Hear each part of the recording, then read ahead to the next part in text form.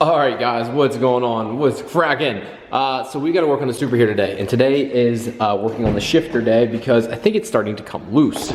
So what I need to do is take the plastic panel off here, take the shifter off, which also needs to be adjusted. There's a couple things, but my shifter itself seems like it's becoming very, very loose. So the shifter itself, like trying to get it into gear, seems to be looser now, and it feels looser than it's ever been. So I'm going to take off this plastic panel and hope that underneath I can get to the bolts. If not, then we'll have to drop the trans, which I have to do anyways here for the new clutch. So yeah, so let's go ahead and start taking this apart. Once you take that plastic panel off, you always have to take your shift knob off. You have these 4 bolts you need to take off. This here is actually a grounding wire for my rolling anti-lag, so I can move that out of the way. And then you got to pull this boot up and then see what's underneath. So pull up on it here. You should take this off too, but it's tight on there. I can't even see if I can spin it up and off. There it goes. Whew. Would you look at that? It came off for a change. Sweet. So now we just pull this boot up and off and we should be able to see underneath. Well, I'm putting it back together already because it turns out that everything was okay. Just put my ground back on for my rolling anti-lag there.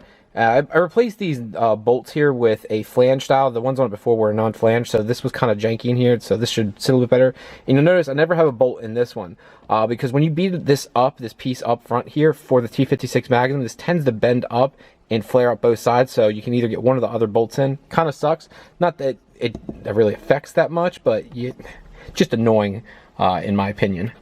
But today is another parts install day. We got some parts from Powerhouse Racing. I've got a new dump tube for the car because the one on it doesn't fit quite right.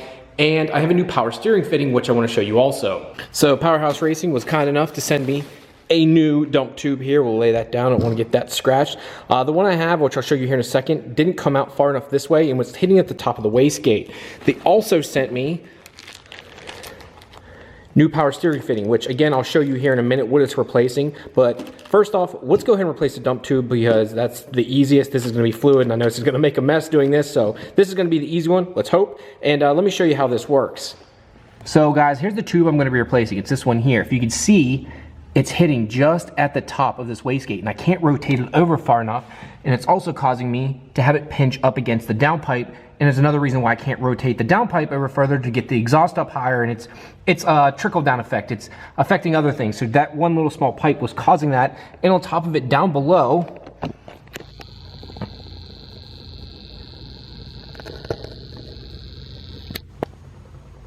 what you guys can't see there, the pipe actually shoots out on top of the body, which you don't want. It's not exactly ideal, so the new pipe actually routes it to a hole that's actually in the body, so when you hit anti-lag or do anything, it shoots the flames outside the car instead of shooting it on the body, which you don't want. So let's go ahead and get this off. But before we dive too fully into this, one, having me a nice cigar. Number 2 was, I wanted to thank a fan here. Keenan, who has been around for a while, sent me all these magazines from Japan. He's currently stationed in Japan, and these cool like little cars. Check these things out.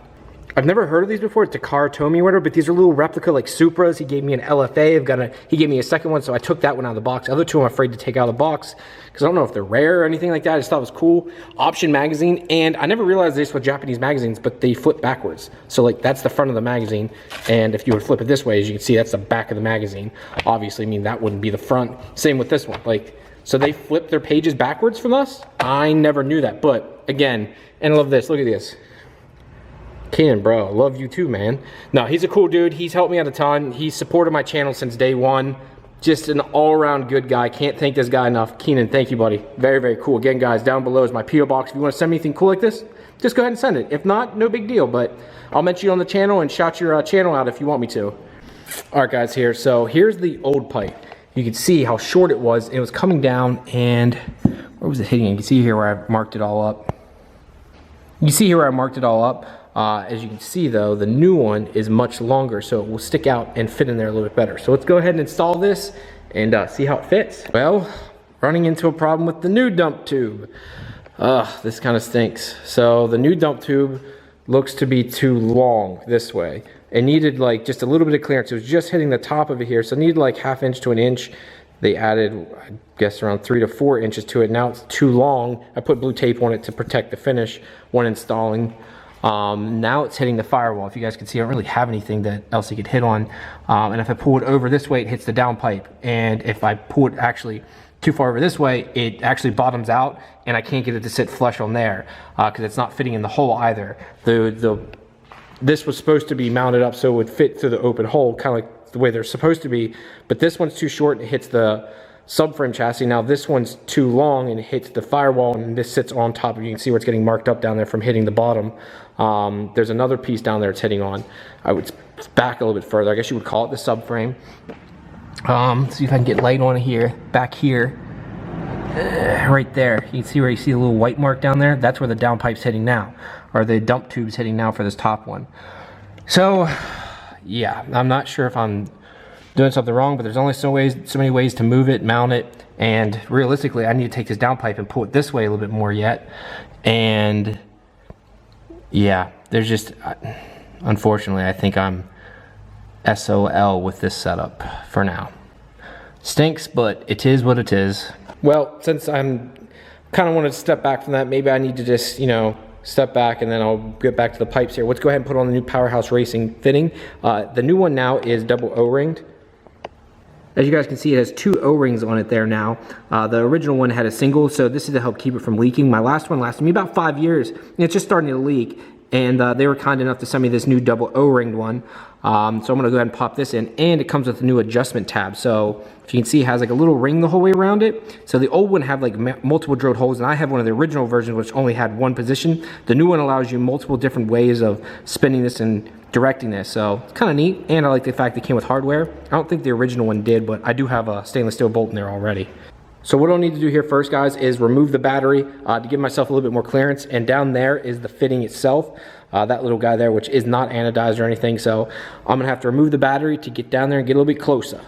All right, guys, got the new fitting in there, and it looks awesome.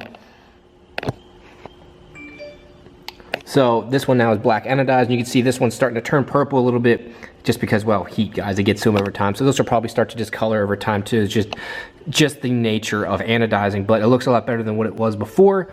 And I like the way it, well, I'm glad it has double O-rings, and I like the fact that I can rotate it more if need be. So I'm gonna turn the car on here in a minute and make sure everything's copacetic. All right, so I've got everything back together now, guys. You guys can see the fitting down in there. Sits in there nice, and I like that it's all black again. I think that looks a lot better. So now we need to turn it on and make sure it's not leaking. As you guys can see, it's dark here. My neighbors hate me, but it is what it is. I've got to test it, and part of the game. Make sure she's in neutral and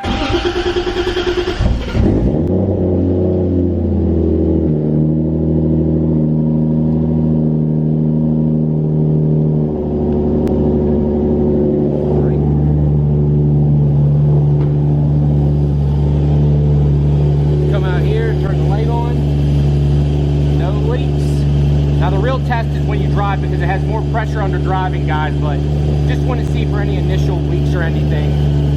But looks like we're good there, and next up we got to play with this dump tube some more. So it turns out that dump tube is going to have to get cut, guys. I tried playing with it some more here, and I'm just going to have to cut it. It's so hard to get stuff like that, especially because my car's been modified and all these things have changed. So the pipe's right here. What we're going to have to do is take this, cut a section about 1.5 inches out of it, weld it back together, and then I'll have it recoated. Brad Decker up in Chambersburg is going to take care of this for me. Thanks again, Brad. I appreciate it. I don't want anybody saying anything like, oh, Powerhouse messed up, blah, blah, blah. Dude, it's just one of those things. I mean, this is the second one they sent me to. It's not like they even asked for the old one back. Shit happens, and it just didn't fit this time. No big deal. The other one works, suffices for now, but I want to get it on as soon as possible because I really do want to move that downpipe over. I went to the TLC auto detail event there yesterday, which, look at all the goodie bags. They gave us a bunch of cool detailing products from like Sonax and stuff. They give these cool goodie bags out, stickers. This is from another thing, but check this out, this Modesta. Look, it's got a microfiber inside. I'm gonna start taking these with me to car events and like storing all my car products in it, because my Supra, I have to store it back behind the seat because I don't have anywhere to store them. So I always put car products in like literally like a Martin's or a Walmart plastic baggie, but now I'll start putting them in this and in these to keep it, if it does leak or has issues, at least it's contained inside those bags. But getting back on track here, so yeah, that's where we're at right now. That kind of sucks. But now I've got another issue. We had a little too much fun with the MR2 the other night, and I'm not sure what's wrong. I looked at it there. Maybe when I get back in the car here, we'll notice it. But let me show you what the fuck's going on. Let me just show you.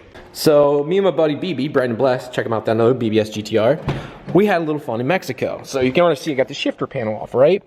So here we go right now. Okay, straight up and down, right? That's as far over as we'll go. So here's 5th. Look at that. Guys, what the heck happened? And if you really play with it some, if you, like, there we go. Nope, it didn't do it. All right, so I'm in gear right now. We're in gear, right? I believe that's 1st gear, because that, I can't even get into 3rd because it keeps sticking. Something's not right. I think someone's messed up with the shift linkage or what, but that's 1st gear right now, right? I'm in gear, and look at that. That's in gear. I'm not able to move it that much. And it will pop out of gear if you're driving. Nothing, guys. That's in gear. Now, that's neutral. And now look, I can move it back over again. Like something's popping in and out. I checked this bolt, tightened it down. Seems to be fine. But what would cause it to be able to, look at this, now it's stuck again. But this massive amount of movement, it doesn't lift up or down. I've got a C short shifter. I've got the super class cup in there. Everything's greased up. This is not moving or going up and down, so that's not. So what would cause it to have that much side to side motion and then randomly it gets stuck right there? Now it's not stuck. Would it be in the back? I'm trying to figure it out here, guys. I'm hoping you guys can give me some feedback if you have shifter issues. I know MR2s have quite a few problems, but when I shift hard too, so I might have broken something that would cause this, but I can't see. I look down there, that looks fine. That's set up the way it should be. Just a little confused what could cause this. All right, guys, that's gonna be it for this one. My new clutch should be in this week. Joel said it was running slightly behind there, so I should have it in by this weekend. So I'm hoping by this coming Sunday here, I have an install video for you guys. It's gonna be the new McLeod or McLeod, however you call it, RXT clutch, so it's good for 800 foot-pounds. My single disc has been doing fine. We went to Mexico there last night, and it seemed to do okay. But again, I'm on 93 pump gas. It would be a lot different if I was on 85. So I'm really looking forward to this. I'm looking forward to seeing how it handles and how it works with the new Tilton master cylinder and Tilton throw-up bearing too. So that's all going to be new to me. I have to say, guys, to round this all off, I've been extremely happy with the Supra. I was talking there yesterday, a couple guys that were talking about motors blowing up and stuff, and I really do need to find where's some wood here. Hold on, knock on wood. But I've had this motor in this car now for 4 years or maybe 5 years now. I've never opened up the bottom end and checked any clearances. I've never taken the main caps off, nothing. Now the head I built myself. I put cams and hood studs and all that good stuff. Had the head decked, the block's never been decked. And the motor's been taking one hell of a beating for all these years. And before I owned it, I bought it with a single turbo on the car that I sold immediately and went to a totally different setup. But it was in another guy's car for 2 to 3 years with a big single on it, with him beating on it. I think that puts the testament of how much of a beating the motor can take. Is it maxed out? No. But factory power is 320, and I'm making double what factory power is for God how many years now. And the guy before me had it that way, probably making 600 plus for a year. So almost, if you want to think about it, close to 8-9 years of double the horsepower, probably close to 50-60,000 miles, and so far the motor's been fine with it. That to me is the testament of the 2JZ. I made the video with the 2JZ versus LS1. The guy said LS1's the way to go. I personally, maybe someone can tell me otherwise, I'd love to see an LS do the same thing. Is it able to take that much of a beating that consistently? And I don't mean like, oh, well, I drove it a lot and I have that many miles, but I beat on here and there. No, like when I take this out as a joy only car, I want to see another LS do that and consistently. If there is, please guys let me know.